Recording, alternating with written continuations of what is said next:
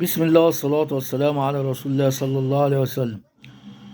اليوم الثاني من الأسبوع 15 للدوري العام لكرة القدم المصري. الساعة 4 يلعب المصري مع الإسماعيلي في ديربي القناة، والساعة 7 يلعب النادي الأهلي مع نادي الزمالك في ديربي مصر. مباراة غاية في الأهمية، الزمالك يسعى للحاق بركب المقدمة،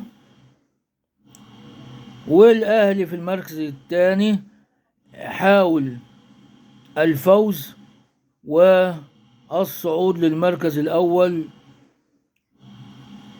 ولو مؤقتا إلى أن يرى موقف نادي بيراميدز.